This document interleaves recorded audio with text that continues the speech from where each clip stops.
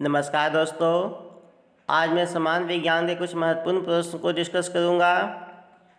ये क्वेश्चंस आपके group D exam में, बीपीएससी के एग्ज़ाम में, आने वाले बिहार एसएससी के एग्ज़ाम में, बिहार पुलिस के एग्ज़ाम में, बिहार एसआई के एग्ज़ाम में, यूपीपीएससी के एग्ज़ाम में, जो जितने भी इम्पोर्टेंट एग्ज़ाम है उस सब में साइंस का क्वेश्चन आता है। तो ये क्वेश्चन काफ़ी इंपॉर्टेंट है। मैंने उसी एग्ज़ाम में जो पहले पूछा ये क्वेश्चन है, उन्हीं सब का प्रीवियस मैंने उठाया है क्वेश्चंस को।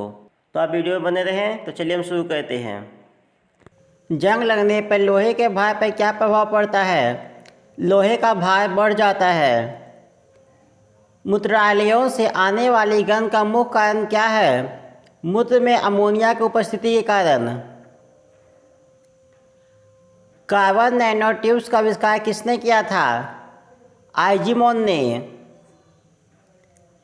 एल्युमिनियम फॉस्फाइड का प्रयोग के रूप में किया जाता है? किसके रूप में किया जाता है? कीटनाशक के रूप में।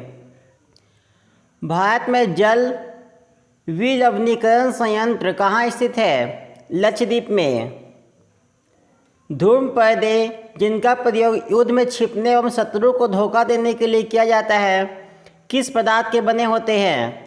टाइटेनियम ऑक्साइड के। यशद पुष्प किसे कहते हैं? जिंक ऑक्साइड को। रेशम किसका उदाहरण है? प्राकृतिक बहुलक का। पदार्थ की वह अवस्था जिसकी निश्चित आकृति और आयतन होता है क्या कहलाता है? ठोस। पोटेशियम नाइट्रेट का प्रयोग मुख्यतः किस पदार्थ के निर्माण में होता है? उर्वरक के निर्माण में।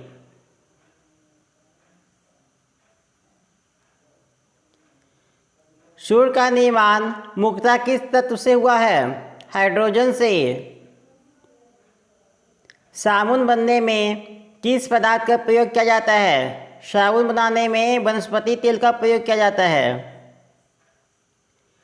गोबर गैस का मुख्य घटक क्या है? मीथेन, जिसका फॉर्मूला होता है CH4। सिलिकेट, जिसको सिलिका ऑफ मैग्नीशियम के रूप में जाना जाता है, प्रचुर मात्रा में पृथ्वी में के किस भाग में पाया जाता है? भूप्रपटी में। पृथ्वी के वायुमंडल में कौन सी गैस पर्याप्त मात्रा में पाई जाती है? नाइट्रोजन। हरा कशिश का रासायनिक नाम क्या है? Ferrous sulphate. वह गुण जिसके कारण एक ही तत्व कई रूपों में पाया जाता है क्या कहलाता है? अपरूपता। जैसे एग्जाम्पल में आप देख लीजिए, हीरा और ग्रेफाइट दोनों ही कार्बन है। इसके अलावा कोयला, चारकोल, ये सब कार्बन है, लेकिन सबके अलग अलग रूप में पाया जाता है। तो इस तरह से हम लोग यही कारण है कि हीरा और ग्रेफाइट कार्बन के अलग अलग अपरूप हैं, जबकि दोनों ही कार्बन है। चार्ल्स का नियम पदार्थ के किन गुणों के मध्य संबंधों को व्यक्त करता है? आयतन तथा दाब के। CNG का पूर्ण रूप क्या है? Compressed natural gas. परमाणु रिएक्टर का निर्माण सर्वप्रथम किसने किया था? एनरिको फर्मी ने। रेडियो सक्रियता की खोज किसने की थी? हेनरी बेकरेल ने। किस धातु की विद्युत चालकता सर्वाधिक होती है? चांदी का। मोती का रासायनिक संरचना किस पदार्थ से निर्मित होता है? कैल्शियम कार्बोनेट से, जिसका फॉर्मूला होता है CaCO3। सबसे हल्की और सबसे भारी धातु क्रमशः कौन सी है? सबसे हल्की धातु है लिथियम और सबसे भारी धातु है ऑस्मियम। सबसे भारी प्राकृतिक तत्व कौन सा है? यूरेनियम। मोनाजाइट किसका अयस्क है? थोरियम का। चाकू से काटी जा सकने वाली धातुएं कौन सी है? सोडियम और पोटेशियम को चाकू से आसानी से काटा जा सकता है। अत्यधिक कोमल खनिज टॉल्क किससे निर्मित होता है? मैग्नीशियम सिलिकेट से। भविष्य का धातु किसे कहते हैं? टाइटेनियम को। टाइटेनियम एक बहुत ही मजबूत तत्व है, एक धातु है जो लोहे की ही मजबूती का होता है, लेकिन लोहे से हल्का होता है। मतलब लोहे से हल्के आधा लगभग हल्का होता है और उसकी मजबूती लगभग लोहे के बराबर होती है। अभ्रक कच्चे माल के रूप में किस उद्योग में प्रयोग किया जाता है? अभ्रक का उपयोग विद्युत उपकरणों में होता है। आतिशबाजी में हरा रंग तथा गहरा लाल रंग उत्पन्न होने का कारण है।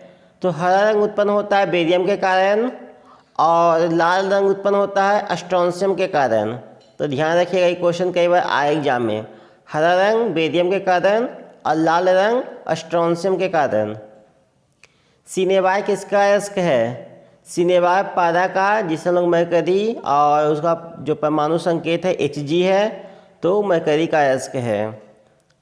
औजार निर्माण है तो सर्वप्रथम किस धातु की खोज की गई थी? तो आपने हिस्ट्री में भी पढ़ा होगा, ताम युगकालीन, है ना। तो सबसे पहले तांबे का उपयोग हुआ था, उसके बाद ही तांबा से कांसा और पीतल बना के फिर उसका उपयोग होने लगा, मिश्र धातु का। उसके बाद फिर लोहा ये सब का खोज हुआ, आविष्कार हुआ। तो सबसे पहले किस धातु का उपयोग हुआ था? तांबा का। क्रायोलाइट बॉक्साइट किस धातु का अयस्क है?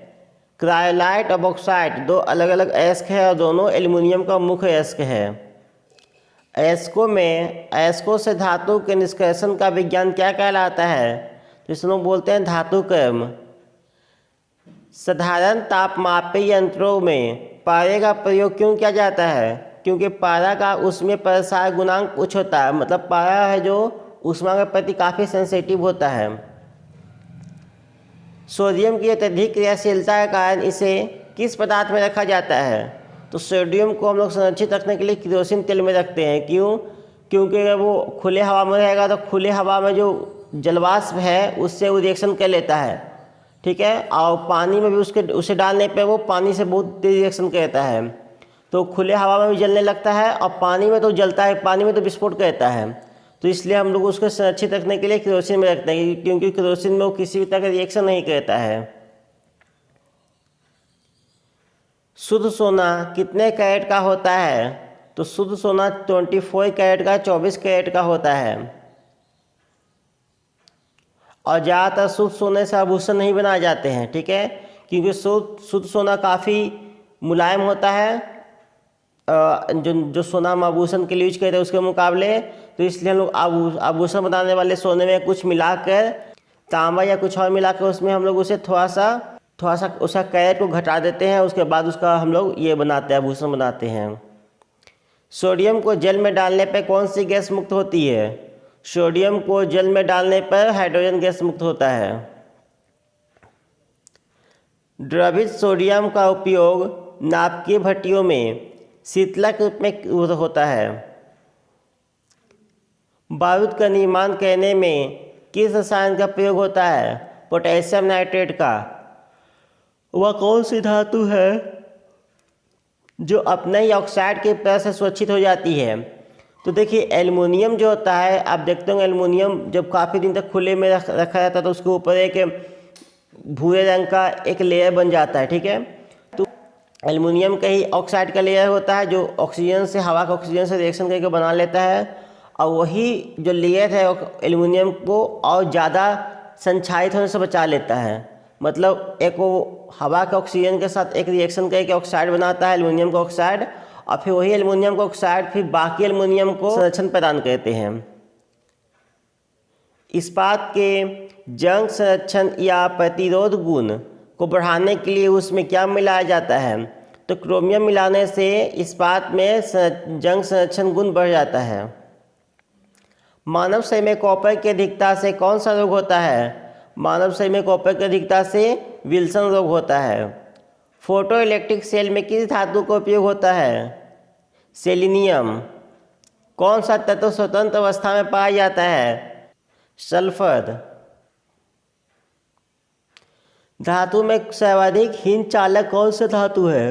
तो विद्युत का जो सबसे खराब चालक है वो है सीसा, जिसे हम लेड बोलते हैं इंग्लिश में, जिसका सूचक होता है पीवी। भविष्य का ईंधन किसे कहा जाता है? तो भविष्य का ईंधन हाइड्रोजन को कहा जाता है, जो कि भविष्य का धातु टाइटेनियम को कहते हैं। भविष्य का ईंधन हाइड्रोजन को क्यों बोलते हैं? क्योंकि हाइड्रोजन में बहुत ज़्यादा एनर्जी देने की क्षमता है, ठीक है। अगर हम उसे सही से यूटिलाइज कर पा रहे हैं तो क्या है, हमारे जितने भी जो एनर्जी के डिमांड्स है वो हाइड्रोजन अकेले पूरा कर सकता है। और चूँकि हाइड्रोजन काफ़ी मात्रा में पृथ्वी पर उपलब्ध भी है, पानी में या दूसरे यौगिक होते हैं हाइड्रोकार्बन्स में, सब में हाइड्रोजन उपस्थित होता है। तो हमारे पृथ्वी पर हाइड्रोजन की कोई कमी नहीं है, ठीक है ना। तो अगर हम लोग हाइड्रोजन को सही से यूटिलाइज कर पाएँ तो फिर ये हमारे जितने भी ऊर्जा है पृथ्वी पे का, उसको वो अकेले ही पूरा कंप्लीट कर सकता है।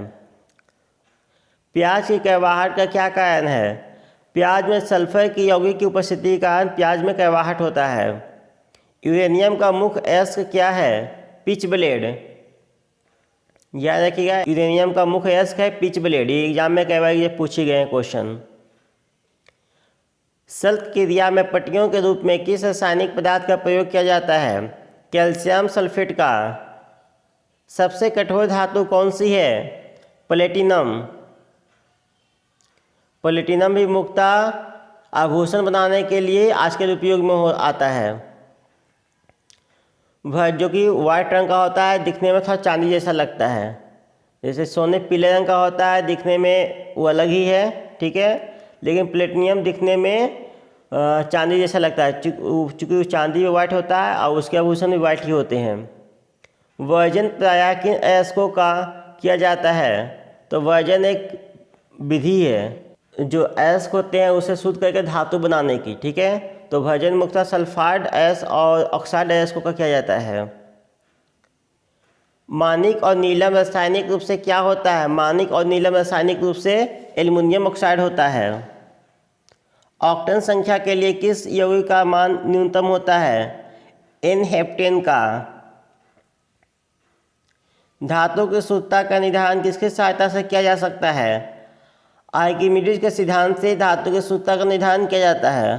और एक कहानी भी था कि आर्किमिडीज ने जो अपने राजा था उस समय का, तो उसके मुकुट में कितना सोना, जो मुकुट बनाने वाले जो कारीगर है उसने कितना सोना उसमें घपलेबाजी किया है, तो ये भी उन्होंने अपने इसी विधि द्वारा निकाला था। संरक्षक किस प्रकार की अभिक्रिया है? रेडॉक्स अभिक्रिया। किसी परमाणु के लिए प्लम पुडिंग मॉडल किसके द्वारा प्रस्तुत किया गया था? जे थॉमसन के द्वारा। सीमेंट को शीघ्र जमाने से बचाने के लिए क्या मिलाया जाता है?